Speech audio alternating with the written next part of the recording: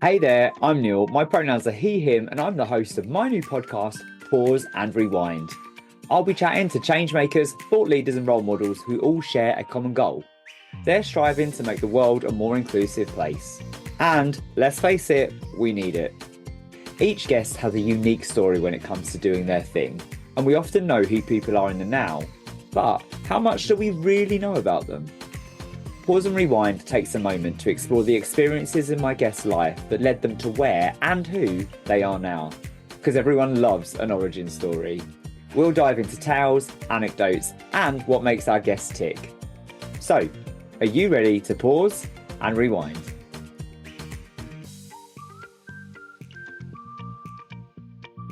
Hello, and welcome back to Pause and Rewind. I know it's a bit late in the day in January, but Happy New Year. I hope that 2025 has got off to a great start for you. I also hope that you had a great festive break. God, it feels like a long time ago now, but I had a brilliant break. I was in Barcelona for a couple of weeks before Christmas for work. I then had a week's holiday in Sitges with Loz. And I've just been winding down. I had a month off for Christmas, and it was just really nice to just take a break, not just from recording Pause and Rewind. This is my first episode since the middle of December, but just with life. I am easing my way into 2025. I haven't rushed anything. I've not rushed my vision board. I've not bothered with goals and resolutions. I'm still working on my word of the day because I'm just finding my feet. And I hope that 2025 is treating you kindly and gently so far. It does feel like the world is a bit of a shit show with everything that's going on over in the US and more generally, right? Let's face it. But that's what makes conversations like today, like this episode and the podcast generally so important when we find inspiration and take the lessons learned from those guests who are sharing their incredible stories on how they're striving to make the world a more inclusive place, but also a more joyful and aware place. And my guest today is no exception. My guest today is the incredible, formidable Professor Emeritus Sue Sanders of the Harvey Milk Institute. With LGBT History Month starting in February, this is such a timely conversation. I'm so excited to get this out there. Sue co-founded LGBT History Month along with Paul Patrick back in 2005. It's celebrating its 20th year. It started in that first year with 100 events and has spurned and inspired thousands upon thousands of events, from panels and discussions and conferences through to celebratory events, drag shows, book readings. It's phenomenal, the impact that it has and the way that it has inspired many other movements and initiatives that we see today. Sue is also the CEO of Schools Out, an education charity founded in 1974. They're celebrating their 50th anniversary this year, whose aim is to educate out prejudice and make schools safe and inclusive for everyone. When we think back to that time of 1974, and particularly just shortly afterwards with the introduction of Section 28, being an LGBTQ plus teacher, I can't even imagine what that's like. And actually we're seeing a lot of ramifications today still of Section 28, but also with the rhetoric in society around queer lives and education particularly. So this conversation is so timely. We know the impact that Sue has had with LGBT History Month. I'm so excited to dive into her origin story. And we cover so much. This conversation is so rich. I know you're going to absolutely love it as much as I did listening back to it and editing it. It was just as brilliant the second time round. So take care of yourself while listening. We do cover some challenging conversations. There is a little bit of a Zoom glitch, which means we drive straight in. But essentially, I ask the big question: what does the world look like for Sue Sanders right now? So here it is. Enjoy.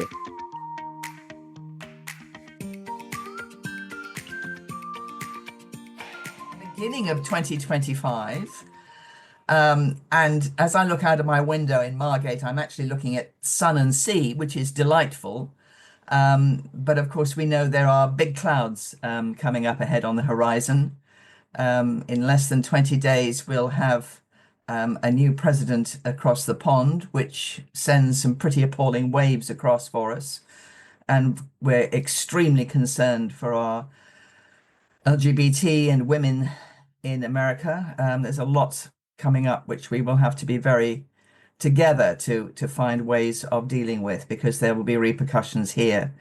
And although we've got a new Labour government in, there's a lot still that we're waiting on them to do, which I'm giving them the benefit of the doubt at the moment that what they're doing is gathering themselves and researching and trying to find the best ways to make change. But what Wes has said around puberty blockers is terrifying. And the fact that they still haven't said much about the DFES guidance, so-called guidance on gender questioning children. The previous government couldn't even say trans. I was expecting them to say, scrub that and we'll come back to you, but they haven't, as far as I know, even said that yet. So, new year, and it feels like what we've got to do is really get ourselves ready for a lot of very hard work and looking around to see who we need to support and look after. Absolutely. It does feel a bit relentless, right? It feels as queer people, as marginalized people, we're constantly having to be innovative and relentless and resilient. And so, with that in mind, what does the world look like for you right now, personally, as much as professionally? Well, personally, it's January, which means that we're gearing ourselves up for February, which is LGBT History Month.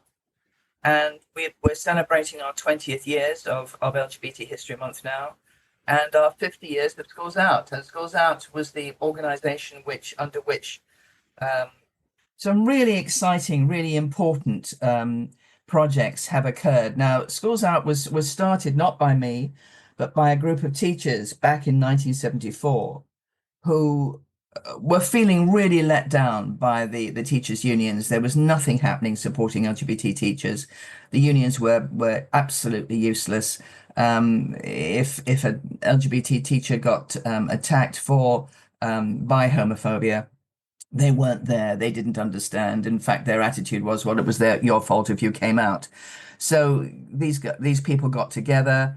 And initially, it was a sort of social group sort of supporting each other. Now, let me take your, people back to 74. No internet, no mobile phones. Your phone was probably downstairs if you were living in a house, or if you were in a flat, it was always by the front door. So, everybody listened to what was going on. There was no privacy. Public telephone boxes, everything done by post.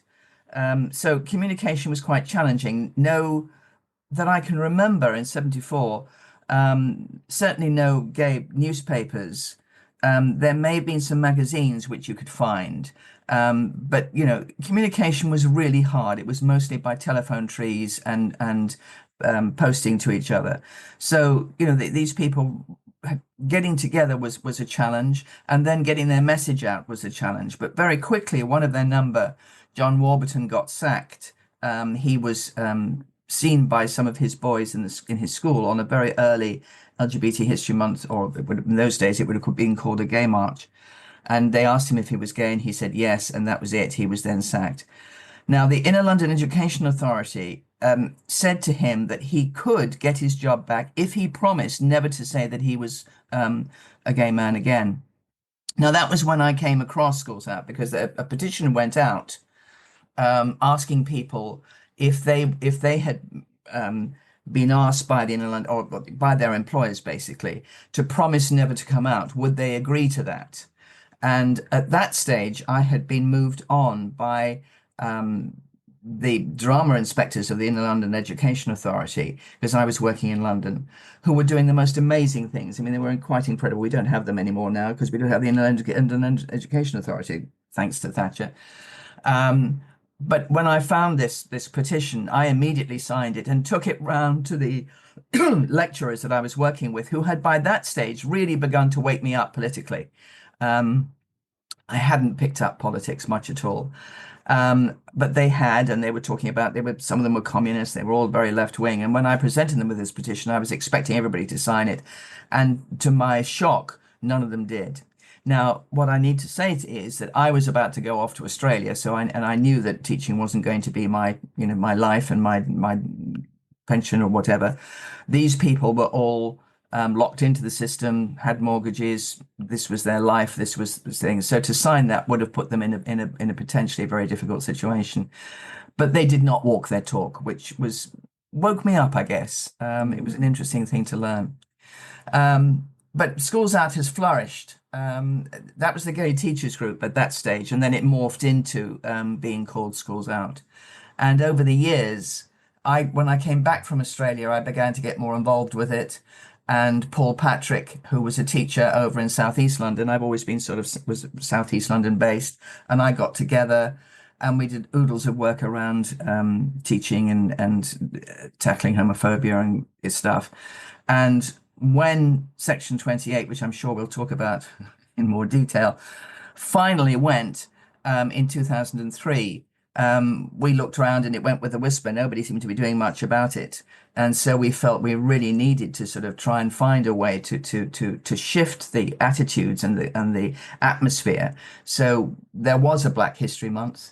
So we thought, well, if we can have Black History Month, maybe we can have LGBT History Month.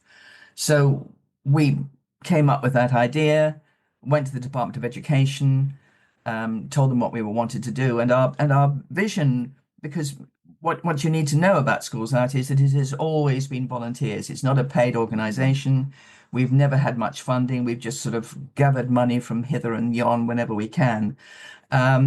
So, to do this, and there's only always maximum have been 10 people involved in who are actually doing stuff, and usually within that 10 not everybody can spend much time on it. So we knew that the job of if we set up the month, it would be facilitative. So my vision was that we would have a website, very, very early days of websites, which would be interactive so people could put on their own events. So the intention was to facilitate other people doing stuff. We had some stuff put on the website. So I knew Dr. Jill Spraggs, and she came up with a bit of theory. She was a history teacher, but she also set up the first website. And a little bit of resources on there, but the intention really was to sort of hand it over to people so people could do their own thing, which happened, and it was extraordinary. So that was LGBT History Month. A bit later on, under the auspices of Schools Out, we then set up the classroom, which was an amazing project. Again, hopefully I'll talk more about. And then after that was Out in the Past, which came from Dr. Jeff Evans, who was also on there. And then now, with much later in the day, with Lynn Nichols as chair of trustees, we've now branched out. We've got a bit of funding, so we have one person working with us one day a week who does a lot of education, and Lynn has moved us into the 21st century, so we're much more on social media, etc. So Schools Out has been, I think, an incredibly important project, which through its 50 years has solidly worked to visibilize LGBT plus people in all their diversity. And I think that's something which has been crucial from the very first. We were talking about LGBT people are everywhere, and we were talking about the full diversity. And in the very, very early poster that we put up in Schools Out was saying LGBT people are black, white, old, young, and Gentile, Jew, employed, unemployed, aunts, uncles. So we constantly were trying to push that concept of our diversity. That was way before the word intersectionality, which has really gotten people thinking a lot more. But I was passionate about trying to get people to recognize that as the gay community was not white, gay, able-bodied men. And that was a big challenge. But that's been something that I've consistently in Schools Out has consistently promoted, that concept of our vast diversity of us as an organization. I was actually going to say, it's on my notes to mention the term intersectionality and to comment that you have been kind of like promoting that and the importance of that way before it became a DEI fixed term. And I love the term usualize as well. And I know that was really important from the beginning. When you think about all your work over the decades and you see, and I love the grassroots elements of schools out on LGBT History Month and encouraging other people and empowering them to do the same. How do you feel when you see new things, new institutions and weeks popping up? I know the Bishopsgate, and you've worked with the Bishopsgate for years, but thinking about like Queer Britain being founded in Yeah. recent years by our mutual friend Joe Galliano Doig, and then last year the introduction of Trans History Week into our Yeah. cultural calendar. You are a massive part of spurning that along. How does that make you feel when you think about that? It's really it's very heartwarming. I mean, Mm, it's what we were about. I mean, Paul Patrick, alas, has died, and it's a great loss. He was like a brother to me. He was a fellow drama, so he was a drama teacher. I was a drama teacher back in the day. Um, so theatre and drama has always been very important to us. And if Paul had lived to see where we are now, he would be amazed. I mean, I can remember when he came to the second launch. He couldn't get to the first launch of LGBT History Month, but the second launch we had, with of all organisations, the police, which I'll explain why later on, in this enormous space, and we had oodles of people there, and he just walked in and just said, "Whoa!" He was so amazed at how it had grown, and it had grown immeasurably in the year. And I think what had happened was that Paul and I, when we launched LGBT History Month, we tapped into that ethos of people, desperately wanting to do something, but there wasn't something there. And I think that's what LGBT History Month has done. It has provided the space and the impetus to get people to think about how do we visibilize and how do we usualize LGBT people. And it has spread its tentacles into so many different places. And it is a joy to see, queer Britain, which, I mean, it was interesting because one of the people who were at the launch of LGBT History Month way back in 2024 was Jack Straw, who was at that point was trying to set up a queer an LGBT queer museum, and that didn't happen. So it took a long time before we actually got Queer Britain. And I think one of the things that, because from the very outset, and I have to thank Dax Ashworth for that at Southwark Council. And I've been doing a lot of work with Southwark. And I was living in Southwark, and I was on the Southwark Anti-Homophobic Forum. We were doing all sorts of stuff with Southwark Council, and Southwark Council has always been a very important local authority around tackling racism, misogyny, and homophobia. Disability to it as well. But they had the Anti-Homophobic Forum, of which I was a member, and that was crucial in the sense of other things which I'll talk about later. But when Dax was appointed an LGBT officer of Southwark, one of his first jobs was to look after this mad woman who had this idea about LGBT History Month. And bless his heart, he found me the Tate Modern to launch it in. We were in the cinema in Tate Modern. And that sort of instigated then us thinking, okay, so the important thing is that we will have a launch, and we have it in November, so it gives people a chance to sort of get ready for February. We'll have it in prestigious places. And we've done that. And I think one of the things that we did was when we worked at the British Museum, that kick-started and got people to think about museums, to think about, hang on a second, we need to be thinking more about our LGBT exhibits or potential of linking into exhibits. And I think, LGBT History Month and Outing the Past, which was Jeff Evans' baby while he was a member of Schools Out, both those projects have really pushed, been quietly pushing our archives, our libraries, and our museums to take responsibility for what they were doing. And I think also the ramifications of Section 28 and once that was gone, but also the effect that Section 28 had an effect on both them not doing it and then finally thinking, oh, now we can do it. Yeah. And there was that push from LGBT History Month to say yes, and these are some of the ideas and ways of doing it. Amazing. I mean, I love hearing all about it, and I just want to inclusion is a big thing right now for you. Yeah. Why is history so important when it comes to inclusion? Well, I think, several writers, Gertrude Stein amongst them, who's been a very important person to me, um, have said, you can't really make change if you don't know your own history. If you don't know Mm, your own history, then you're lost. I mean, I've just come back from seeing the exhibition at Somerset House of Ruckus, which is a black gay man's amazing exhibition. Ajama and Tofo Campbell have done amazing work over the years, and they've pulled it together. And there it was in Somerset House. I mean, it's amazing to think that an organization like Somerset House has embraced black gay men's history. I mean, it yeah. shouldn't be amazing, but when you're as old as I am, there would be a time when such a place wouldn't dream of having such a thing in its place. And there it is, and there is that whole cry saying, if we don't know on whose shoulders we're standing on, how can we be ourselves? How can we have the strength to be ourselves if we can't look back and have links with our past and know where we've come from?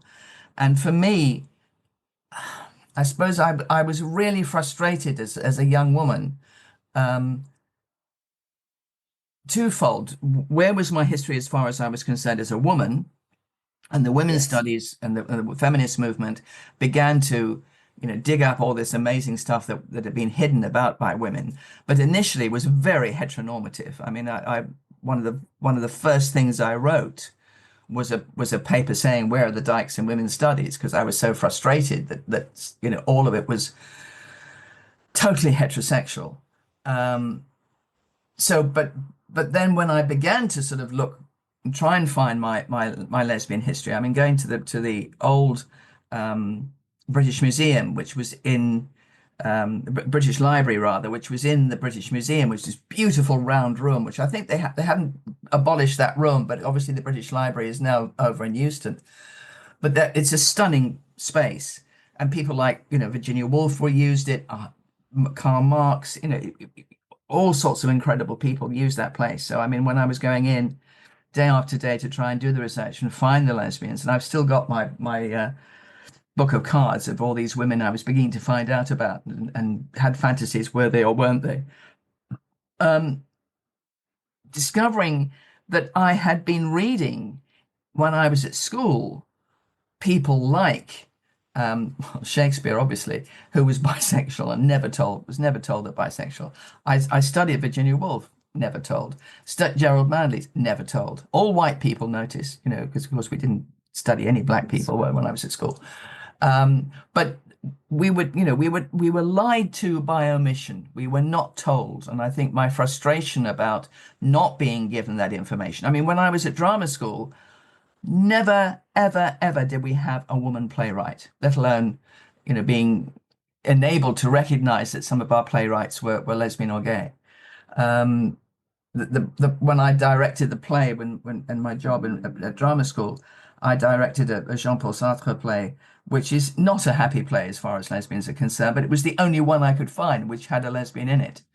Um, what a difference now. Phenomenal. In my lifetime, I can just see this incredible explosion of women's creativity and LGBT creativity. But, there I was in the 60s in a drama college in London, desert, Yeah. total desert. So, I mean, the phenomenal shift is mind-blowing in some ways. At that stage, I would know every book.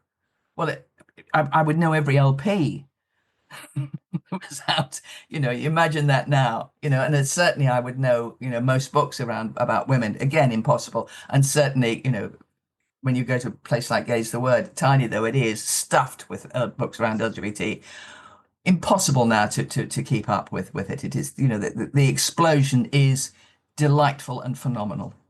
I love it. I mean, same when I go to the Common Press, Yes, it's just exactly. Yeah, such joy to be just in those spaces and like you said, just surrounded and overwhelmed gloriously. I think yeah, it's brilliant. yeah. I know that we're going to dive into touch on loads of what we've been talking about and more, but for now, are you ready to pause and rewind? Taking a deep breath. Yes.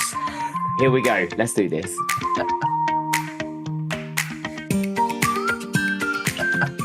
Take me back. Tell me about Little Sue. Well, she had a tough time in many ways. She was an only child, which had its advantages and disadvantages. Um, one of the problems was that my father was a teacher, brilliant teacher, but my parents made the decision to send me to the school where he was a primary school teacher. And in fact, I was in his class for a year, um, which was challenging to quite a degree, particularly as there were two other kids of teachers in the school, both of whom were very popular and quite academically um, adept, and I was neither. And I failed my 11 plus. As far as I know, and I mean, it's interesting because it wasn't until much later I discovered that the 11 plus was skewed, so that in fact they made sure that the boys and girls were either even or more boys than girls. So it's quite possible I did pass, but being a girl, I was one of the numbers where they, said no, you hadn't passed. And it wasn't until, quite late I discovered that, and that's, a piece of wonderfulness, isn't it? Um, so my parents got me into a grammar school by the back door. I don't know what strings they pulled, but there I was. And I spent 2 years there, very unhappy years, was bullied, didn't fit in, and academically really struggled. And 2 years later, I was booted out and then sent to this weird private girls' school in Wimbledon. The only advantage was it was right near the Wimbledon tennis court, so every Wimbledon I could go up there. But that was a pretty much of a disaster. They tried to teach me to be a young lady, which did not succeed. Um, and again, academically, no challenge at all. So there was it was really a very ill-run school. So it was a bit of a disaster. But fortuitously, there were a couple of teachers living across the road from us. We were living in Putney, and in those days, Putney, um, although our house and the house next door were owner occupied, virtually all the other houses were split into rooms and rooming or very tiny flats. So, and across the road, there were two teachers who were teaching in the comprehensive school up the road, which was a mixed comprehensive school, Elliott School. And they convinced my parents to give me one more chance and to send me off to the local comprehensive school. They wanted me to go to Elliott where they were teaching, but that wasn't acceptable to my mother because it was mixed. She wanted me to go to Mayfield, which was all girls. And I went there, and I think this says a lot about me, really. I mean, I met the headmistress, Margaret Miles, and she interviewed me, etc. And then I had to do an exam. And they put me in this room, which became a very important room to me later, which is really interesting. And again, this will say how long ago this was, a bottle of ink and a pen that you dipped in, and had to answer these questions and write something. And I knocked the ink over, which was, in my nervousness, tried to mop it up. And then eventually the deputy head came in to pick up the papers and found all this ink and got down on her hands and knees and swept up the ink, and I was so embarrassed and dreadful. Anyway, Margaret Miles rang up my mother and said, well, when you speak to Susan, she sounds really quite intelligent, but on paper she's almost illiterate. We'll take her, she's a challenge. Which was kind of interesting for me. And I suppose I had begun to realize I was a bit of a talker and fairly strong-willed, I suppose, about certain things. Anyway, I go to the school. They put me back a year, so I would have 2 full years to do my O levels. Yeah. And they take me into this class on the first day, and I meet these young women, and it's like a switch has been switched. It's just amazing. They are welcoming, they're interested, they're excited to meet me. It's like coming home. It's like finding a tribe, as people talk now. And it was magical. I mean, I just left that day as high as a cloud, thinking that for the first time, it felt like I had found people who could meet me, who Yeah. understood me, connected. Whereas beforehand, I'd always felt, left out, ignored, misunderstood. Anyway, following day, I go back in and I'm met with, oh, we put you in the wrong place. You're not in this class, you're in this form, and took me down to this form. And I walk in, and within minutes, I'm being bullied. I mean, it's Right. really weird. To this day, I can't really put my finger on it. I mean, I think it's all sorts of different things. But anyway, so I go back up and I sit to this area where all the senior leaders are working, and Margaret Mars isn't there, deputy head isn't there, senior mistress, Miss Whale, tiny woman. So I explain my problems, and she says, "Well, no. That's why she knew anything about me. It's just a school of 2,000 kids, for fuck's sake. Mm. So it's enormous. But whether she knew or not, no.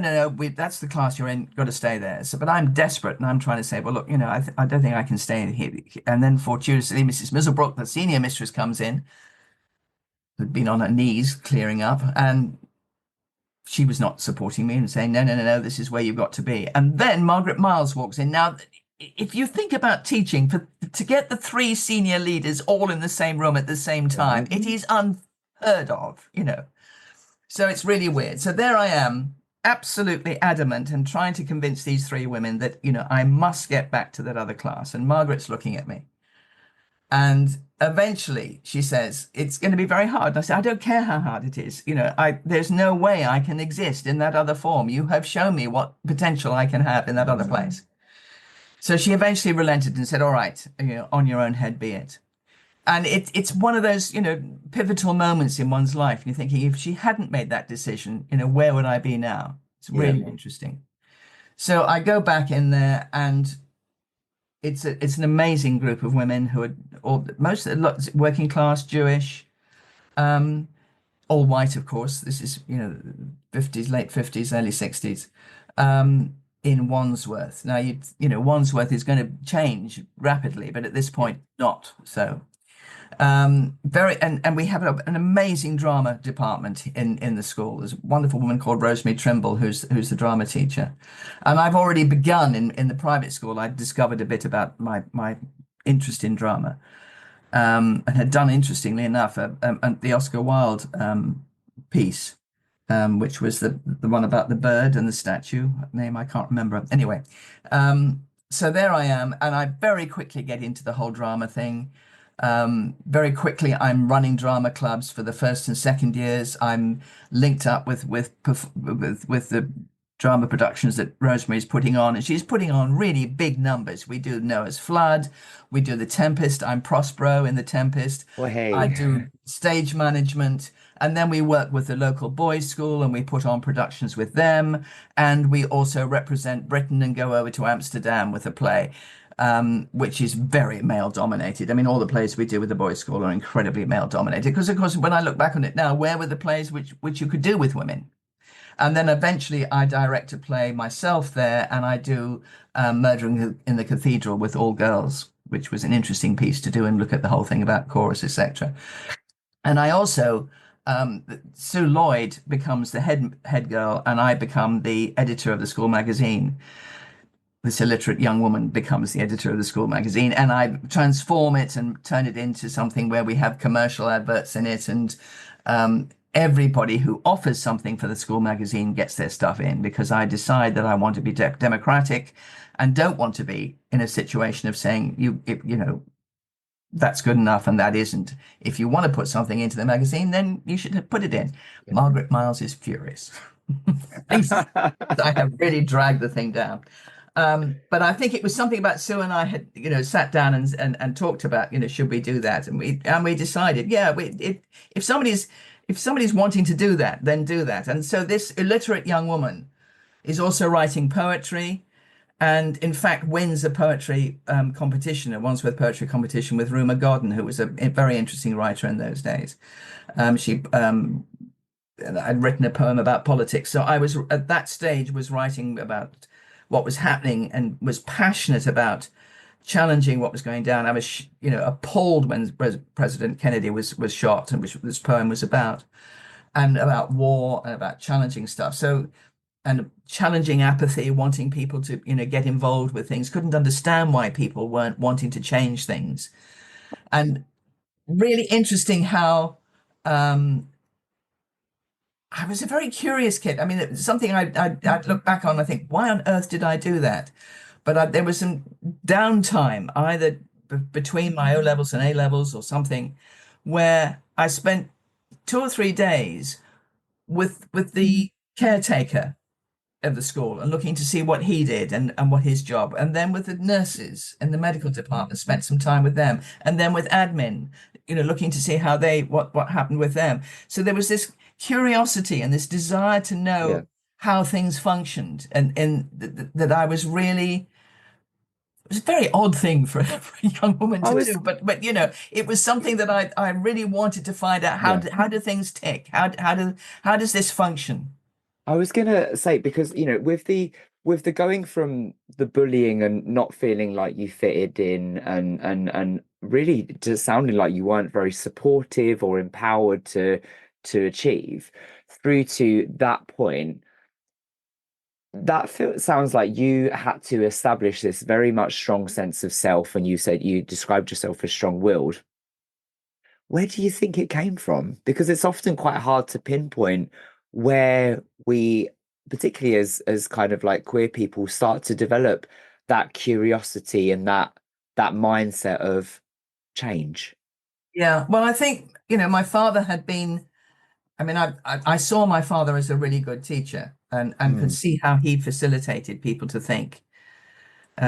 He worked from a concept of trying to get you to think and to come up with ideas. And, he'd start a lesson around, well, what is geography? What is history? What is, getting us to think and define it and work with things. So he wasn't a dumper of information. He was an yeah. instigator and an enabler. My mother was a very strong-willed woman. I mean, she was had a very tough time during the war. She was working as a health visitor, but the stories of her war were extraordinary. I mean, she was there the first time when a bomb dropped in Wandsworth and was picking up bodies, etc. And I was also brought up by my mother's sister Sylvia, so there were three adults in the house. Mm, So, and she was working for the BBC in the admin's side. And I think, that there was a lot of talk about getting involved and doing stuff. Um, so maybe they came from that. And also, I think my just general bloody mindedness. I think that yeah. I think I was somebody who felt rebellious. I mean, if you tell me to do X, I'll do Y.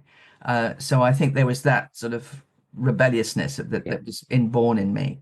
And having gone through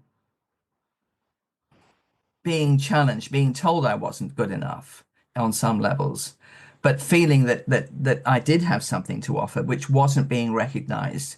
And when it finally was, recognized at Mayfield, then I think, I blossomed, and when I became a teacher, I knew the importance of giving space to children to find themselves, and in fact there's a book on my shelves, when the drama club is not enough, which is about LGBT kids veering towards the drama as a place of safety. But when I was teaching, what was really interesting was the kids who would be in my productions and would absolutely shine on stage. And I'd go into the staff room afterwards, and the teachers would say, how the hell did you do that? Because they're a disaster in my classroom. And I would say, well, you're not picking up the talent that they Yeah. have. And I'm lucky enough to be in a position where I can give them that space and they can find themselves. And having gone through that myself, I knew that, we all have different ways of exploring and enabling ourselves. So it's important to have the different spaces. And Yeah. fortuitously, I found my space. Taking it back slightly, how did the people around you, parents, teachers, how did they react when you started to thrive? Um, Having essentially written you off. well, I mean, Mayfield, I hadn't unthrived in a sense. I mean, obviously, Yeah. Margaret Miles had this concept of me being illiterate and then had to rethink it. But I mean, I always failed. I mean, I Mm, only got 3 passes for my O levels. And then when I did my A levels, I got O level passes for them, yeah. which was terrifying for me, because by that stage I had discovered that there were these such things as these drama schools, which would give me drama skills, but would also, as my parents were insistent that I should have, a teaching qualification as well. So once I'd failed my A levels, that was a complete disaster. Mm. And I just didn't know what to do because I had, I'd been able to get into all the drama colleges that I had auditioned for. So there was Central and Guildhall and Rose Bruford and New College, and they'd all accepted me. But of course, they all wanted A-level passes, and I Yeah. didn't have them. So I had to go back to them and say I'd failed. Fortuitously, they all said, that's all right. We'll find ways around it. Now, there's no way that that would have happened now, of course. No, of course. Definitely. So again, I was really lucky. Mayfield didn't see any different, I guess. But my parents, I think, were very excited. I mean, they would come to see productions that I did and would be very chuffed and proud, and relieved. Yes. Massive relief, I think. That finally I had found something which I was good at and enjoyed. So went on to teaching. Was Yeah. that, and you've had such an illustrious career of various roles, therapist, activist, campaigner, educator. What was the and broadcast as well? What was the original goal in your mind? Was it acting? Well, I wanted to go into theatre. Mm, Once I'd found theatre, that was what I wanted to do. But my parents were insistent that I should have a teaching qualification, being worried about knowing how bad the theatre was as far as getting jobs, etc. So they wanted me to have something to fall back on, and it was perfectly clear that I wasn't somebody who would depend upon a husband. And my mother was very independent. I mean, she would have her own money and would not share it with my father, who always found that very problematic. Um, so there was that thing about you look after yourself. You don't expect somebody else to look after you. So me having qualifications to be able to look after myself was very important. So once I'd got the teacher training, of course, the qualifications aren't valid until you've done a year's teaching. So I mhm. then had to do a year's teaching, and I went into this school in Southeast London, an all-girls school. Um, and by that stage, I think one of the things that before I went to drama school, I had done all sorts of weird and wonderful jobs. I was always earning my own living as soon as I could, Saturday jobs and things. But I knew that being doing drama, it would be working late at night. And although I'd left home, it was in London, but I wasn't going to stay. I was very clear, and so fortuitously were my parents, that I was not going to live at home.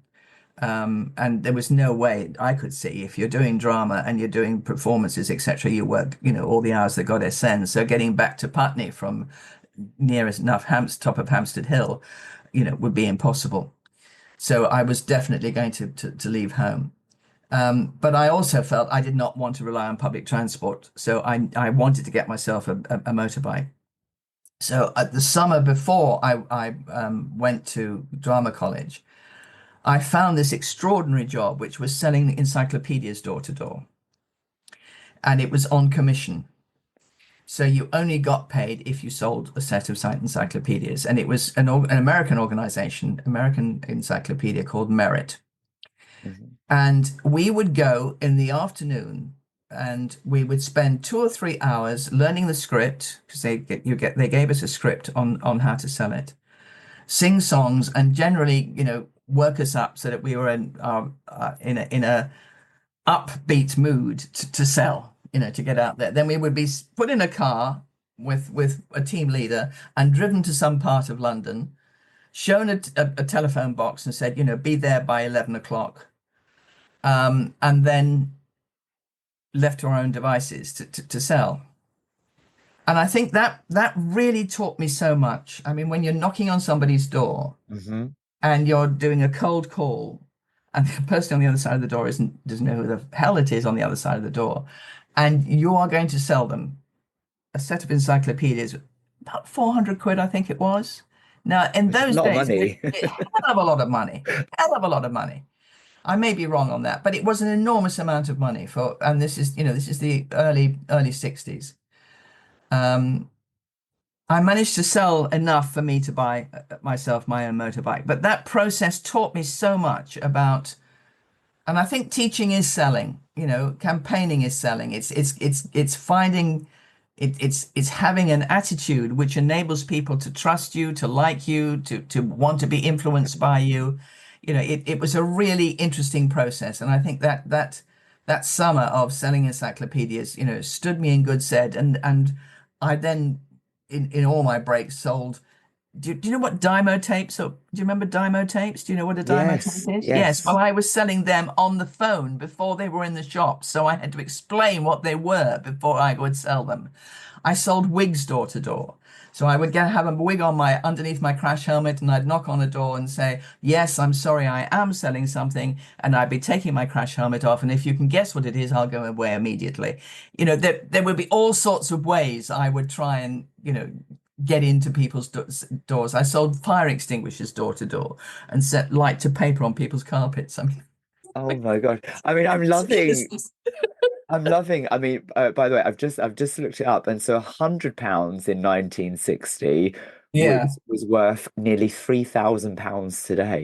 Oh, Christ. So that's kind of a lot of Well, money. maybe I'm wrong on saying it was 400 quid then, but it was It's expensive. I but mean, still, wow. yes, yes. I love But that seeing. selling was that taught me so much, and I did a lot Yes. of selling. I mean, I did demonstrations at the Ideal Home exhibition of selling non-stick frying pans, and had to ring up my mother and say, "Remind me how I cook an omelette." Um, so I've always used my gift of the gab in some way or another, and selling was one of the ways I did it, and that was a very useful tool to get some money in and pay for things, but also it was a very I learned a lot in doing Yeah. that. I think on how to teach, on how to campaign, on how to influence people, because that's Yeah. what selling is. That sort of selling is influencing people, is getting them to want to do something which they didn't know they wanted to do.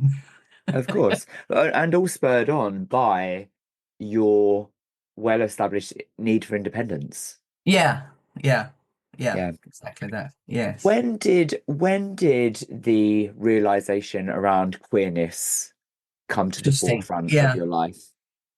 Well, really interesting story, which, but as I began to start thinking about that, I remembered that in 1957, when I was 10 years old, I knew I need to read about the Wolfenden Report. Mhm. Now, in 1957, the Wolfenden Report came out. It didn't get access, nothing happened from that Wolfenden Report until 1967, as you know. But the Wolfenden Report came out in 57. And somehow I heard about it, presumably from listening to the radio. And I went down to the local newsagent to try and to buy a paper and find out about it. And the only paper that was available, which had anything at that stage, was the News of the World. So it must have been a Sunday, I guess. So I bought it, and I knew I had to hide it, A, because I knew the News of the World would be something that my mother would be furious about having in the house, the paper itself. And secondly, it was big headlines, was all about the Wolfenden Report.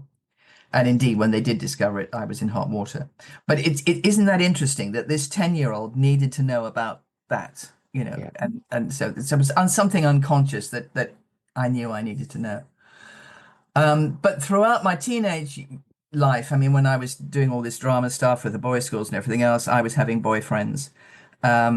Nothing very intimate was happening, but I was having boyfriends, and also had relationships with quite older men. There was a teacher at the boys' school that I was going out with for a while. Nothing sexual, but he seemed to be interested in spending time with me, and we would go for walks together, etc. And Yeah. again, very interesting that should happen. And something similar happened when I was at drama school. But I think it was my second year at drama school when I began to think that I might be a lesbian. I mean, I've been thinking about it. I wasn't totally happy with my relationship with boys. And I can remember having heard about um, lesbian club in Chelsea, Gateways. Gateways. Somehow I've Yes. heard about the Gateways, and I don't know how. But I remember going to this this telephone box and looking up the phone number and ringing it, and the phone was answered, and I can remember saying, I think I might be lesbian, and this voice comes down the phone. That's all right, darling. You come down here and I'll look after you. Terrified, put the phone down, didn't go anywhere near it. So, it was beginning. I was beginning to think, and then eventually, I've no idea how I found this party I eventually went to and met a lesbian and started a relationship like all lesbians do immediately. And it wasn't the most, looking back on it, it was not a smart move. She was much older than me. She wasn't my intellectual companion, but it took me into that world. So I was with her when I first began teaching. But I can remember a moment in the drama college when I was going out, maybe going to that party or maybe going off to see her. I don't know. Anyway, but the women at that drama college were often, some of them were using it as a finishing school. It was fairly obvious that they, when I look back on my decision to go to that college rather than Central or one of the others that I was offered, I think I made a serious mistake. I think I would have been stretched more, and I certainly would have met people like Julie and Nancy Duguid and other people much quicker had I gone to Central, because they were there at the same time as I was at New College. It wasn't a political place, the New College, and that was I missed all that. It wasn't until I was much later, when I was at Hammersmith Training College, at Further Education College, I began to meet politics. So, but I was getting ready to go out, and this woman was dolling herself up, and she said, "Oh, are you going off to a party? Who you're going off to see a man? You're going off to who are you going to see?" And the pronoun was male, and I just snapped and said it was a woman, and then that went through the college. So there I was in the 60s in this drama college in London, and I was the only lesbian, and I was the only gay person as far as I knew. So it's very weird, when you think, the swinging 60s, but it was swinging for heterosexuals. It wasn't swinging for LGBT people at all. Yeah. When did that start to shift? I think it shifted while I was in Australia. I mean, 74 was the first gay march, and by that stage I was in Sydney. So I was beginning to meet lesbians in Sydney when I went over to Oz. And when I came back from Australia, I was coming into something which was much more organized. And when I ran, I mean, one of the first things I did when I came back from Australia was set up the development of anti-sexist initiatives at Clissold. And then after that, I was the theatre coordinator at Oval House for a year, and then began to meet Nancy Duguid and Julie Parker and the gay sweatshop lot. So a lot of that had happened while I was in Oz. So I missed some of the early stuff in the early 70s, because I was in Oz for about almost 10 years. So that quite important time in the 70s, when things were beginning to sort of develop, I was busy doing stuff in Oz with lesbian and gays in Oz. So I don't know what was going down then, and Yeah. looking back on it, I know there was some really crucial stuff, but I wasn't there then. And I know this probably almost brings us around to the time you get involved with Schools Out, right? When I come back from Australia, And you were doing broadcasting in Australia, weren't you? I did all sorts of things in Australia. I wrote an article about what drama can do, because it wasn't really happening in Sydney, in New South Wales. So I wrote this article about how drama can enable people to discover themselves, and the advantages of the type of drama that I was teaching, which was improvisation and enabling people to write their own stuff and stuff. Because a lot of the stuff that I'd done in schools was getting kids to write their own stuff and come up with their own shows. So I'd written this article, which was picked up, interestingly enough, by the corrective services initially. So they got me involved with what we would call probably a borstal initially, to work with the staff and the kids there, and then later got me to do some work in the women's prison, with the only women's prison in New South Wales, and that was part-time, one evening a week. but there were two schools which were advertising for, I, I, I don't know how they called it because it was just very, very early stuff, but drama, theatre. They wanted somebody which looked like my skills. So I went for interviews for both of them. One was on the North Shore, very posh, Church of England school, which it turned out basically they wanted a director to come into the school, work with their young women to continue to win the Shakespeare festivals. Lot of money, very posh, and I was not feeling comfortable.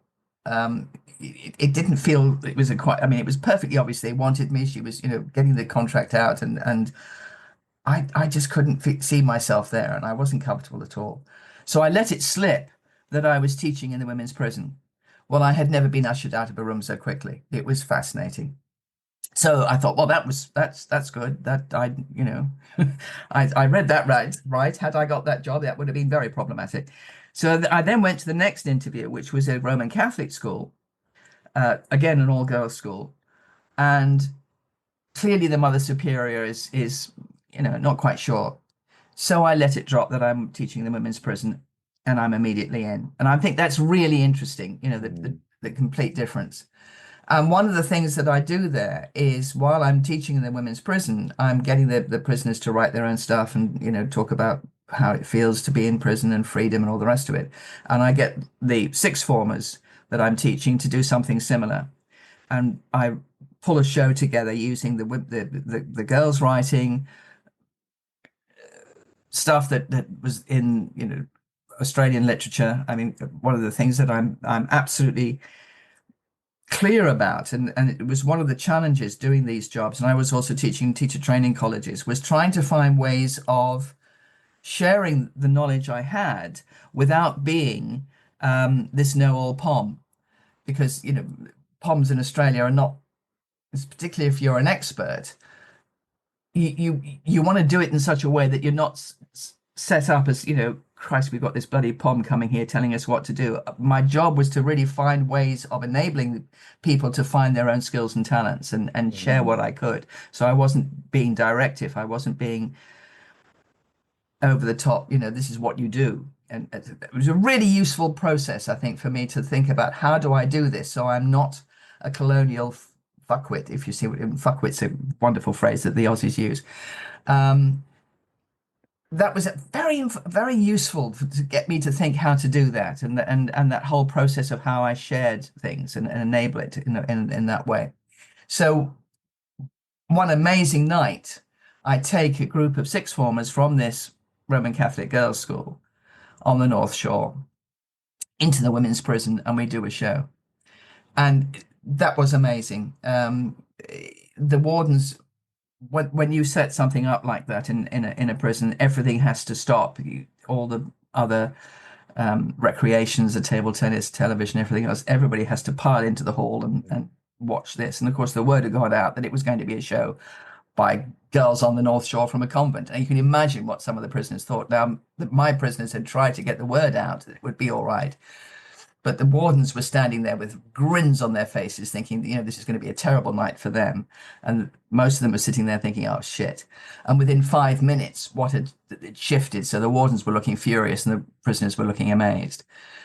But the wardens were already against me by that stage. They would disenable us to start on time. They would say I'd arrived late, and my prisoners could see that I had arrived, and so it was already very difficult. And this just put the kibosh on it, and they threatened to go on strike if I was continuing to work in there. They came up with this extraordinary concept that I was allowing simulated masturbatory practices. Oh wow. It's kind of amazing, extraordinary. So I left, but what I did do was to make sure that a local theatre, which was doing all sorts of exciting left-wing stuff, they got involved, so that it wasn't just me, a single person on their own with no backup. Yeah. So it was a theatre company then took over what I'd been doing and worked with them. But the broadcasting that you talked about was by then, when the prisoners who I'd been working with began to come out, I then interviewed them and I did a series of radio programs on women in prison and also looking at women in madness and looking at how women were being treated in mental institutions and how women were treating in prison. And how they were treated was so profoundly different to how males were being treated in prison. So one of the things I was involved with a group called Women in Prison. We obviously didn't call ourselves that, but it was a women an LGBT a feminist group that was looking at the whole concept of how women were being dealt with. And we worked to challenge the system so that we actually managed to get, for the first time, a halfway house on the campus of the prison so that long-term prisoners could actually move out of the prison situation and move into a house and begin to learn skills about how they would look after themselves. Now, that was going on for male prisoners for years. Also, long-term prisoners could go out for a day and be out in the world with somebody and begin to discover what it was like, because they might have been there for 20 years, so the world was completely changed. And a prisoner that I've been working with called Sandy Wilson, she was the first woman prisoner to be given that opportunity, and I took her out. And what she wanted to do was to see One Flew Over the Cuckoo's Nest.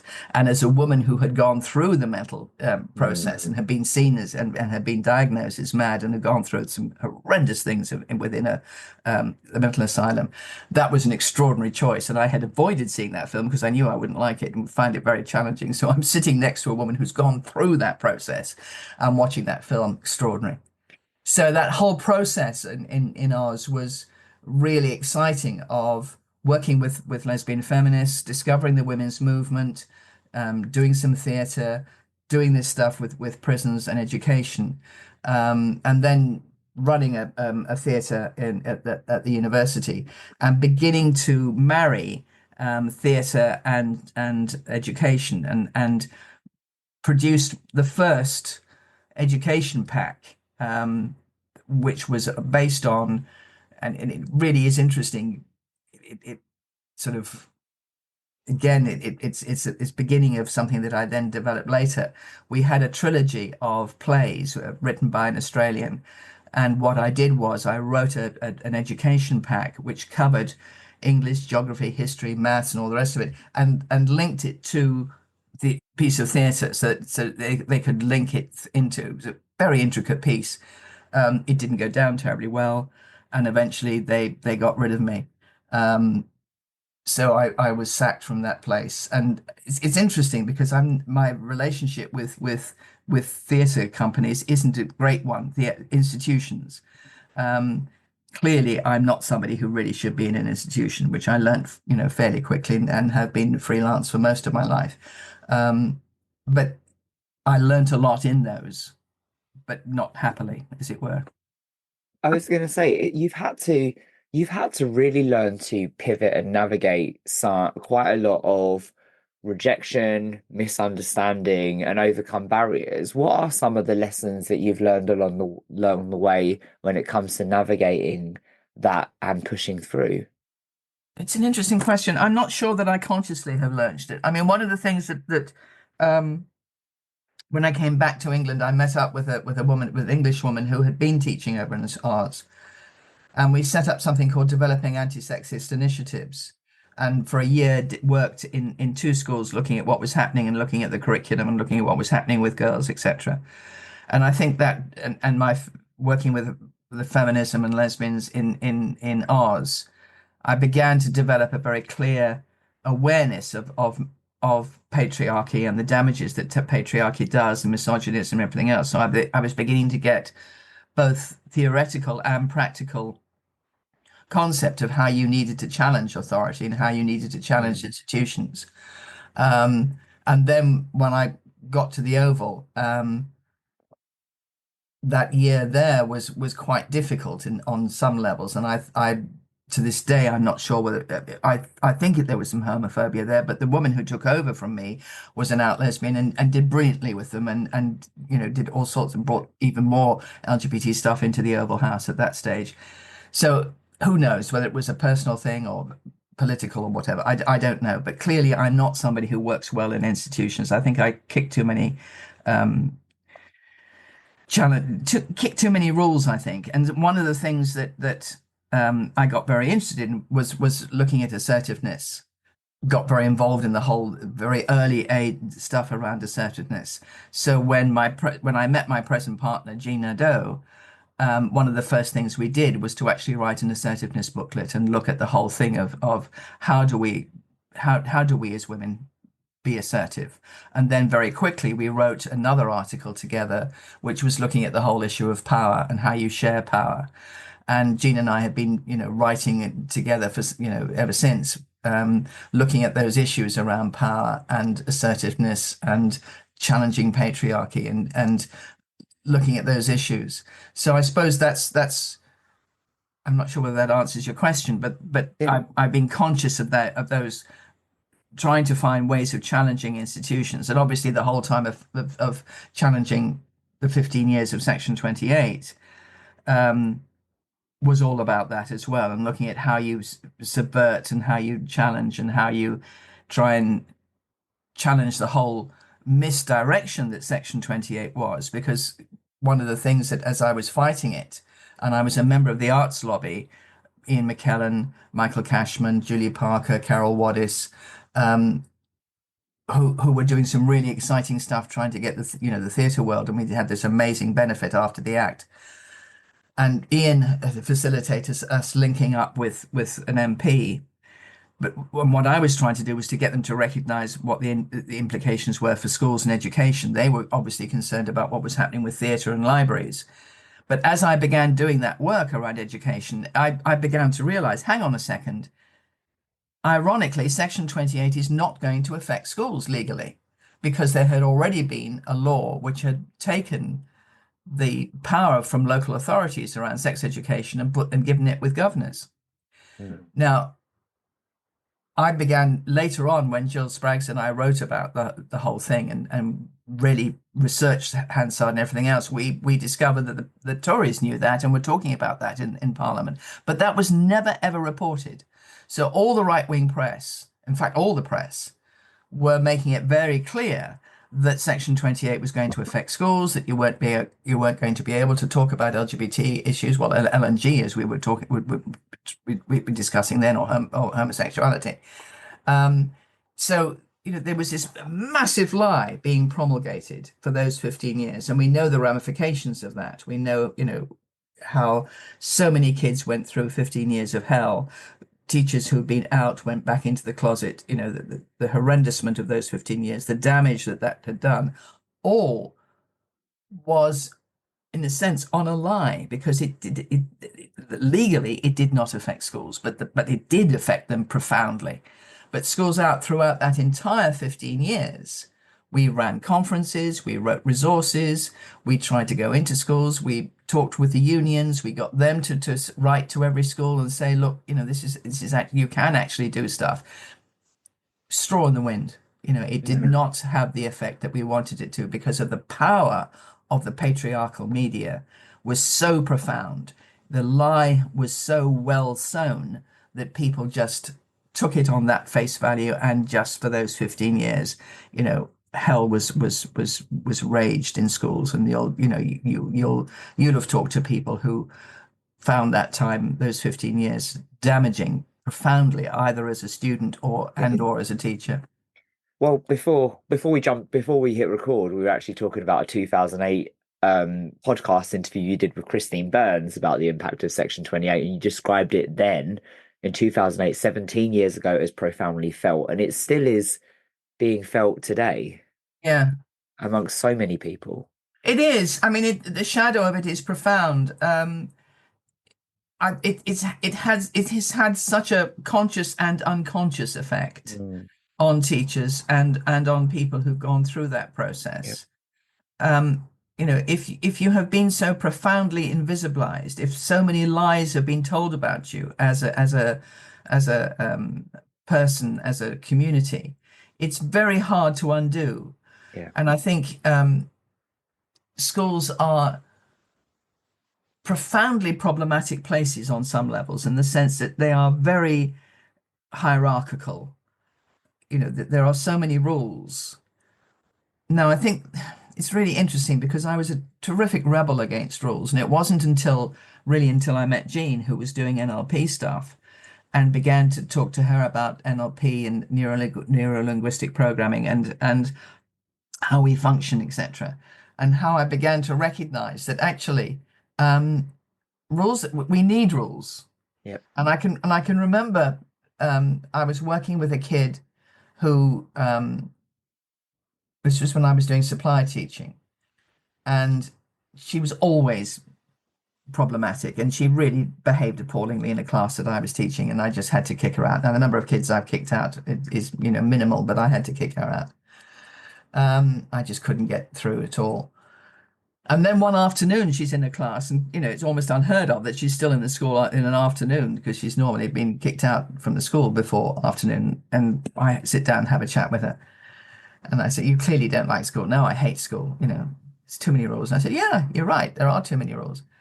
But if the only rule was you can't burn down the school, what would you do?" And this slow smile went across her, and she said, "Well, of course, yes, exactly. So that's why we have silly rules that don't hurt anybody, that so that you can butt against them, and you don't hurt yourself, and you don't hurt other people, and they're there in a way to help you." Now, if I'd known that when I was a kid, it would have been very interesting, but it took me a long while to learn that. But how you share that with kids who want to be rebellious, and it's an interesting one. I mean, I'm in a sense I'm glad I didn't know it till later.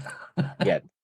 But it's a really interesting one as a teacher to think about how do you put in, and maybe unconsciously I knew that, because one of the things about Paul and I as teachers were we were both very loud. We were both on some levels quite authoritarian, but on other levels very enabling. Mm. So I can remember when I was in the first school, we had this ridiculous rule that kids had to sit on the floor and wait for the head teacher to come in for assembly. And often they'd be late, and so that they'd be chatting and they'd be told to shut up, and then it would build again.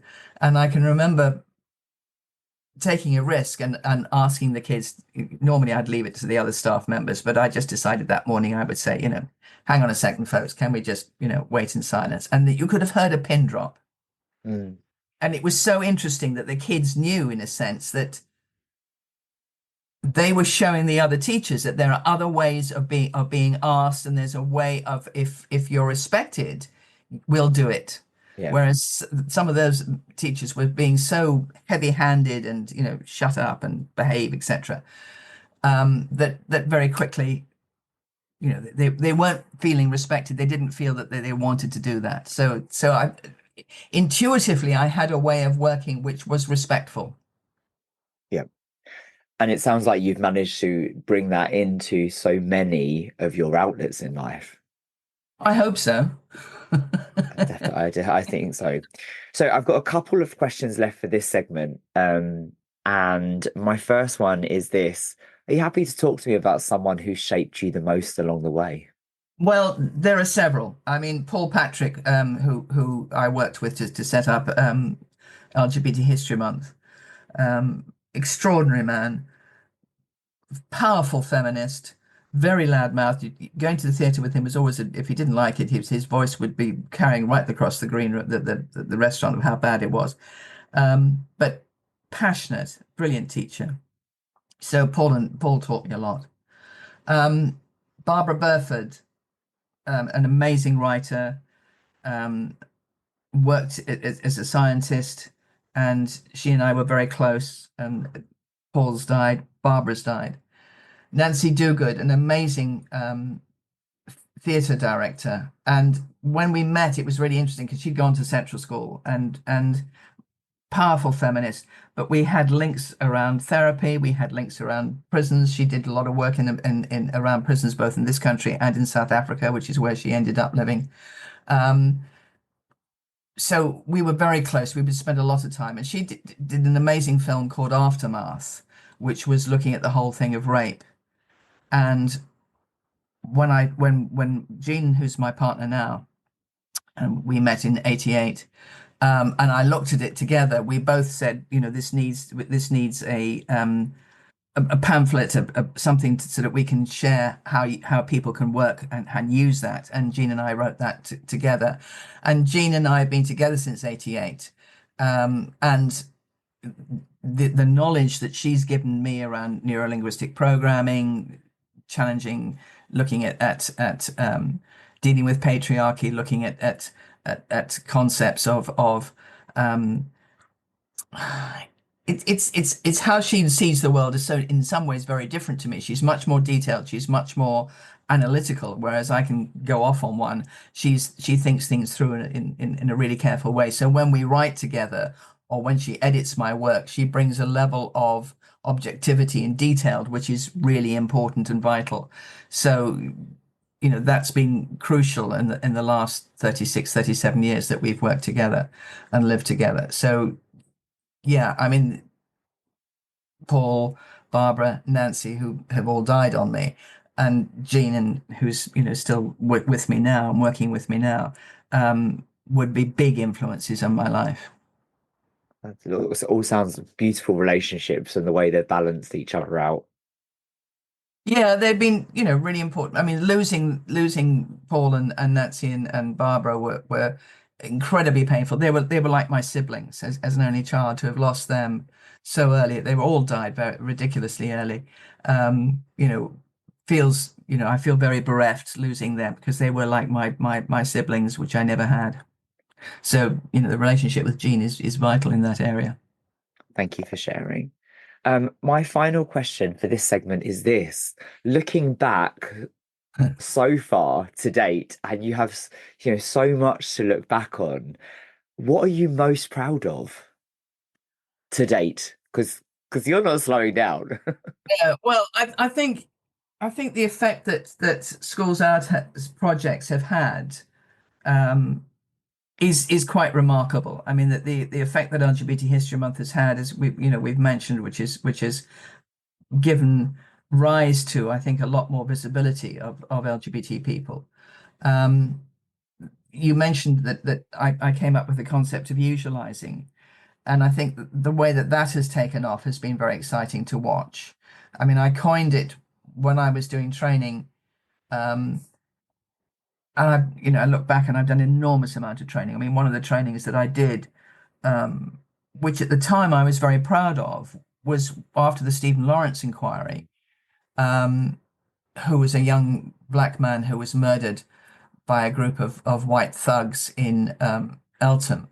And I was teaching, and I taught in Eltham, so I was very aware of the tensions in that community. So when one of the recommendations of the Stephen Lawrence inquiry was that the entire criminal justice system should get retrained and be trained around institutional racism.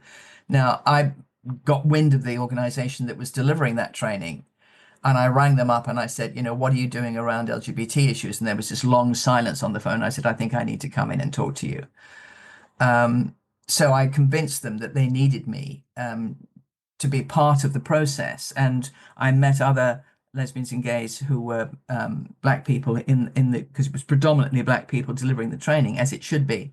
And we got together, and what we tried to do was enable the other trainers to wake up to the fact that you couldn't just do racism, that black people are women, are LGBT, are able-bodied, are disabled, etc., and try and get them to look across. So I began to push the concept of institutionalized discrimination, institutionalized prejudice.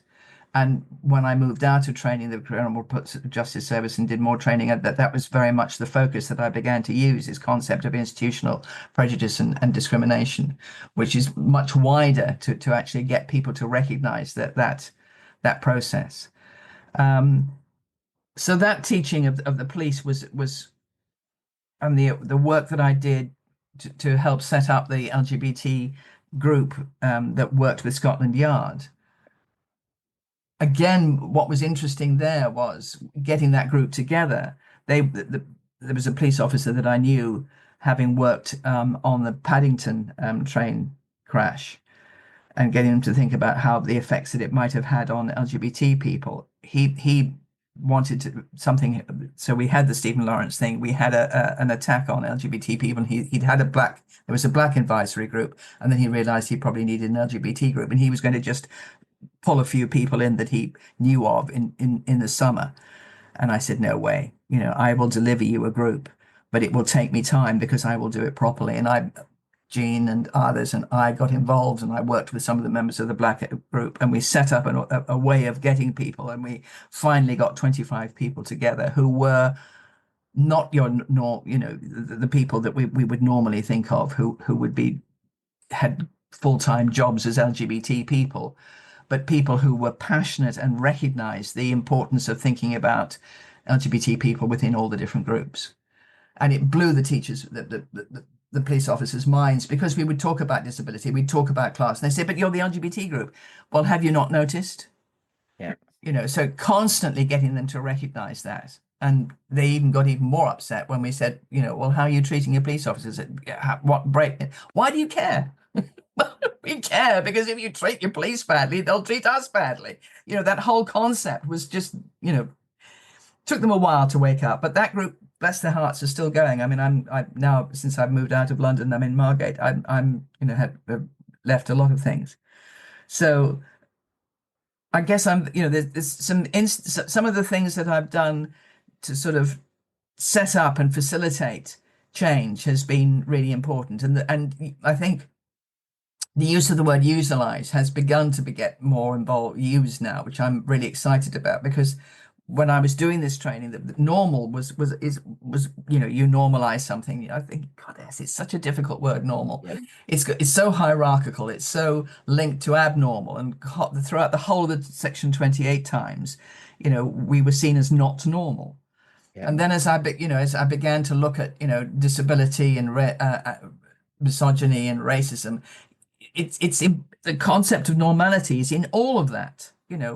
Black people aren't normal, women aren't normal, able-bodied people aren't normal. So that challenging that concept of what is normal, which is predominantly white, able-bodied, middle class, heterosexual, religious, that's normal. And we're seeing, the Americans constantly talking about normality now. So not wanting to use that word for me became very important. So the coining of usualizing, and David Watkins, who did a lot of the work on the very early classroom website, bless his heart, had heard me using that term, and we talked about it, and he absolutely embedded it in the early website that the classroom website was, which was a really interesting piece, which went right back to that work that I'd been done in Australia, where we usualized LGBT people in every area. So in our history lessons, geography lessons, maths lessons, we showed how you can usualize. And we didn't have enough money to do it around Black and women and disability, but I would love to see a website that did it all. But I think, the word has got out, and I think people are beginning to put two and two together and recognize that they can use usualizing within, to challenge racism, to challenge homophobia, to challenge misogyny, to challenge ableism. So I think it is spreading, and I think it's a useful little word which has, I think, made a bit of a difference. And when you think, words racism, homophobia, sexism, they only came up in the middle of last century. We've only had language to describe those oppressions based on characteristics, fairly recently, and language is so crucial and so important. And it's one of the things that Jean taught me through NLP, and when I was working with the police trying to get them to look at how they use language, and was one of the things that when Stephen Lawrence was being talked about on the radio, Stephen Lawrence was killed because he was Black, and no, NLP teaches you, and Jean taught me, no, you're blaming the victim. He wasn't killed because he was Black. He was killed because of racism. And we don't use language which actually blames the perpetrator and not the victim. And challenging that language enables us to think completely differently. And I think language is so powerful, and looking at how we use words, the effect it can have on us unconsciously, is really powerful. So looking at how we use language, I think, has been something which has been really powerful for me, and that's been very much enabled by Jean's work in NLP.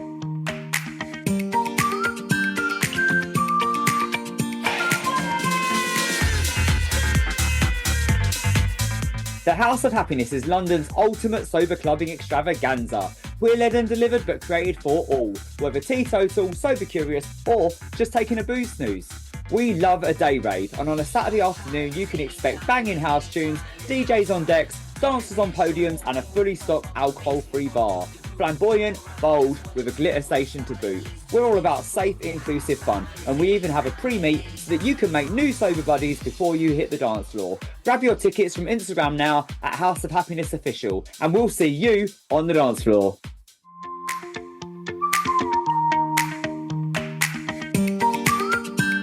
Are you ready for some quickfire questions? I will do my best. Okay, what album, book, or movie has had a lasting impact on you? Well, one of the movies that I can remember, and the music from that which was really important, was West Side Story. I can remember playing that music a lot, and also watching it. And I think one of we are There's a Place for Us is a song which means a lot to me. It's a beautiful song. It's an amazing song, but I Yeah. think the whole film is, I mean, when you think when it was done, it was so ahead of its time. It was such an amazing piece, and so many queer people involved with it. Yes. Did you enjoy the remake?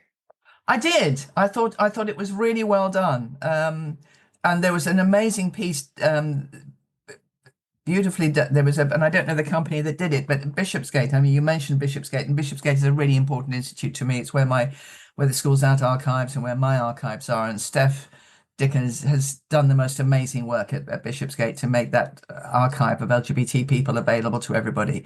And if people don't know about the Bishopsgate Institute, then do have a look it up.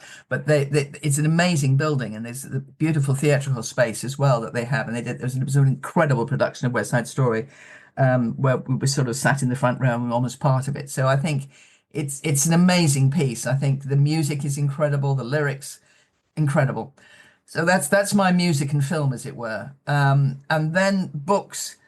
Throughout the 80s, there were so many amazing writers. We were so blessed. I mean, there's Audre Lorde, there's Adrian Rich, but I think it's been really important, those 80s books, that there was so much that I read and taught me so much. Barbara Burford, Alice Walker. And then Diana Sohami's bios are amazing. So she's done some incredible bios of people like Gertrude Stein, Virginia Woolf. Really discovering all those women have been really incredible. And Dale Spender wrote a book called Women of Ideas and What Men Have Done to Them. And the index alone is worth reading. Judy Chicago's The Dinner Party was an incredibly important piece of art. And looking at the collective way that she worked on The Dinner Party, and the embroidery work. I mean, it wasn't just the extraordinary pottery, but also the embroidery work. And that was a link with me and my mother. I took her to see it because my mother adored art, and she was a great embroiderist. So to take her to see that and to see the wonderful embroidery when it finally came over to Britain was delightful. So we were so blessed, I think, at that time, that incredible explosion of women's writing has been incredibly helpful, I think, to all of us, to think about how we positioned ourselves as women, as lesbians, in the culture, and how we began to unpick it and challenge it. Thank you so much. What's a saying you live by and one that you'd put in the bin? I think don't accept no for an answer, I think, is probably I don't think I work with sayings, but that's one which I think I unconsciously work with. I think I am rebellious. I can see that. I can see that. Yeah, I think I just don't accept no. I want to find a way around it and to challenge that. And I suppose throwing in the bin, strike while the iron is hot. I think in some ways I do that, but I think it really try not to do it around social media and sending emails off. I think it is so tempting sometimes when you're on social media to sort of zap something off when you're cross or angry or passionate. And I always try and wait a couple of hours or even a day before I Yes. respond.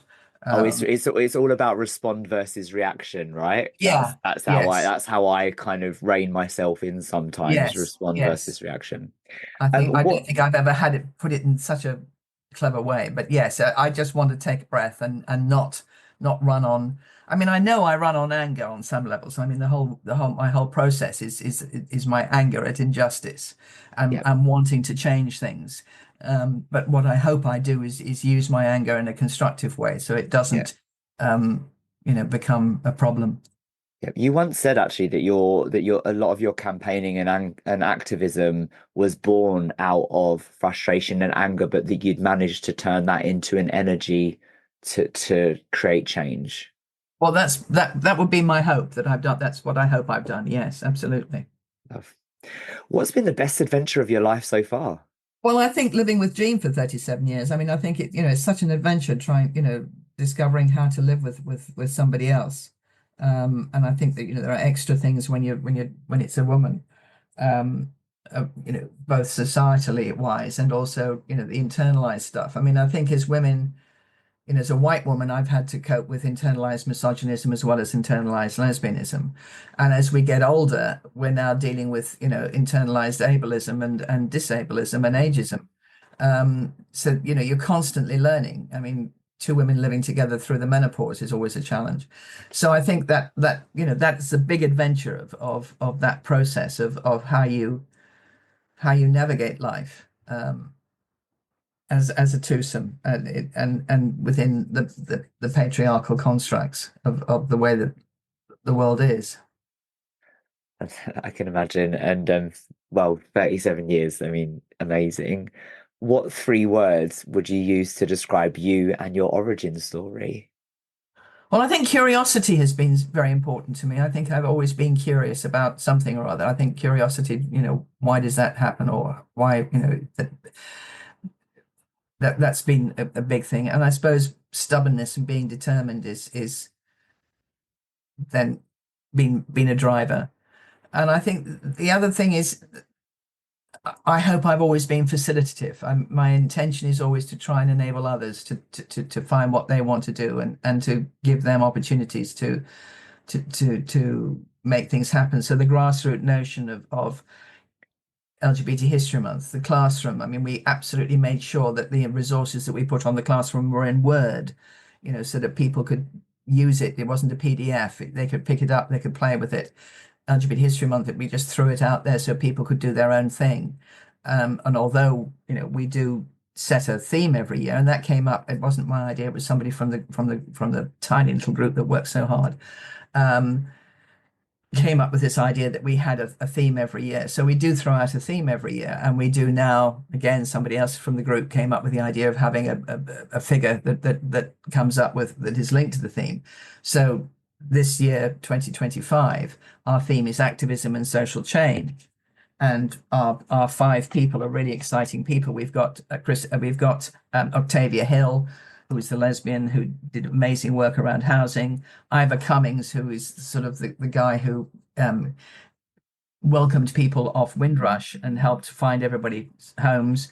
Annie Kenny, who was a suffragette and a working class suffragette. And I think one of the things I can remember getting very angry about thinking, when thinking back to when I was taught about the suffragettes, no black suffragettes, no Indian suffragettes, no working class suffragettes, certainly no lesbians. So I mean, again, Yeah. in choosing these people, we're choosing them very carefully to challenge the lies by omission that we were told. Our trans person is Charlie Kiss, who when they were a lesbian was very busy on Greenham Common, which was something that I was very passionate about. And then our plus person is Olane Akwana, who was a black guy who did really important work in challenging slavery. And I think, again, when we were taught about slavery in schools, we were told how, white people did it. Well, in fact, no, there were black people who were fighting slavery as well. So, what we do in LGBT History Month is enable people to learn about people we've been denied the knowledge of. And I think that's, that facilitative nature of the work in Outing the Past, LGBT History Month, and the classroom, and the work that we're doing now in setting up in setting up sort of webinars and things is facilitative. It's enabling people to grasp what's out there and then do something constructive themselves with. Fantastic. Let's fast forward a little bit. What exciting things do you have coming up? Obviously, Well, LGBTQ History yes, Month exactly, kicks off in exactly. just 3 weeks. Yes, that's the exciting thing for me to see what people do with it. I mean, it's always amazes me Yeah, the amazing creativity of our community and of people who want to celebrate LGBT History Month. I think that's, the vast mixture from, flying flags on buildings, which is not an easy thing to do, and particularly now with the backlash that in fact, there's some institutions have said they will not fly a flag, and that the right-wing press is really having a go at it and doing rainbow pedestrian crosses. Um, so there's that sort of stuff, and then there's wonderful conferences, performances, putting down films, coming up with quizzes, drag acts. I mean, the variety in February is dazzling, and it always amazing. knocks my socks off to see how people have grabbed it and are doing such exciting, wonderful things. So yes, I mean, it's going to be really interesting to see what people come up with, and I think this year's theme, activism, is really, we couldn't have chosen a better one, I think, given what we're faced with from across the pond, and how we will hopefully enable our new government to be more active around LGBT stuff and around diversity in general, because you can't just concentrate on one thing. We've got to get them to think about more creativity around dealing with groups who have been oppressed and marginalized. Absolutely. And it's amazing the way people embed activism into every asset of their life now. Yeah, Yeah. yeah, absolutely. I mean, I think that what the youngsters have done, I mean, it's there's so much to learn from the younger generations. I Yes. mean, I'm just, so excited about what is coming up from young people now is just phenomenal. That's it. Sue, what brings you joy? Well, seeing people flourish, seeing people grab ideas and run with them. Over the years, I've watched people who um, quite young were involved with Schools Out, and now they're doing amazing things. Seeing something like, when the work we had to do way back in 74 to try and get unions to take on board seriously LGBT issues. We now have in my union, the NEU, thanks to David Braniff Herbert, we've now got over 20,000 LGBT teachers registered. Now that's phenomenal. I think, back in 74, we were having to kick the unions to be aware of the issue. The work that's been done now within the union to be able to make a safe space for LGBT people to feel that they can register. And every year there's a wonderful conference that he enables, along with a whole group of LGBT people who are full-time teachers who also work to set up this amazing conference that we have every year of LGBT teachers with over 350, 400 people gathering together for a weekend. That is phenomenal to see that shift, to see that passion, to see people who, as I say, are working full time in a very demanding profession, then still making sure that they are enabling and facilitating other LGBT people to come together in education to make sure that schools are safe for everybody and where LGBT people can flourish and be educated effectively. I mean, that is just magical to see that. Fantastic. And it is incredible to see that just those numbers alone, the 20, Yeah, that it's phenomenal. 20,000. Yeah. I have before I go to my penultimate question, I just want to jump back to that question, that podcast that you recorded with Christine. And Christine said to you back in 2008, so 17 years ago, she asked you whether you plan to kind of like, hang up your hat anytime soon. And you said about how you would, and at some point think about it, maybe when this Labour government died, or when so that you could start focusing on your artwork and your writing. 17 years on, you're still doing everything you were doing then. Do you plan to? I don't see how I can. It's really hard, I think. I mean, I think it's ingrained in me. I mean, Jean would love me to on some levels, and on other levels facilitates me carrying on. So it's a delightful conundrum, I guess, really. Yeah, Um, Given where we're at the moment and the challenges that are coming down the pike, um, I would love to think the work wasn't needed, but alas, it is. It is. So, while the work is still needed, I want to be there and to support it and enable it. I'm sure there are so many people that are so glad you are. My final question for you is this. Do you have any words of encouragement, wisdom, or advice for anyone out there to help them get to wherever they're going? I think keep your ear to the ground. I mean, and be careful what you take on board from, particularly now. I think I've got to the point now where I read something on social media or in the papers. I don't believe it until I've seen it twice or if not three times. So be very careful what you believe. Really do check out stuff. And I think, Section 28 was a classic case in point. We did not need to go through that horrendousment in schools had we, really gotten to the truth of it. And I think there are things going down now in the States where things needn't be quite as bad as they are if people check the facts and use the courts and challenged.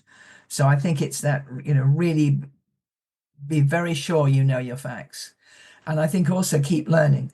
We're constantly learning and look to the young, the next generation below you and for me, obviously innumerable generations, they will come up with so many exciting new ideas. So keep it fresh, keep listening. Sue, I'm so grateful for this time. Thank you for being a guest on Pause and Rewind. Thank you.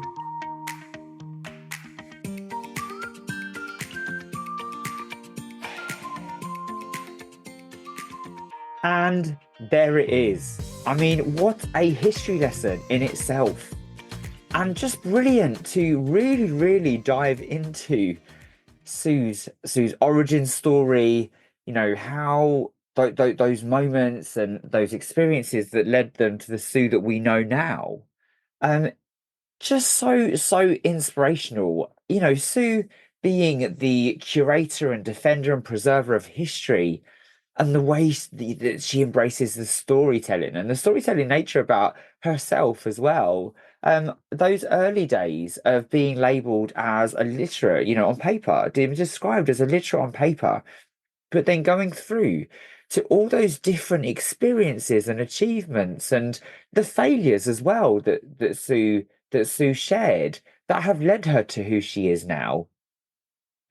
And that's really shaped the way that she has given space to other people as an educator from her time in schools and, working with people that may be labeled difficult or troublesome through to working in women's prisons and the illustrious careers that she has had, all those different roles and outputs. And I loved hearing those early lessons from being a salesperson, selling dymo tape and encyclopedias and wigs and fire extinguishers, and how that has instilled in her the skills that she has needed to build trust in people, influence them, bring them along on the journey, particularly when it comes to, buy-in and engagement and creating something as massive as LGBT History Month and the work with schools out.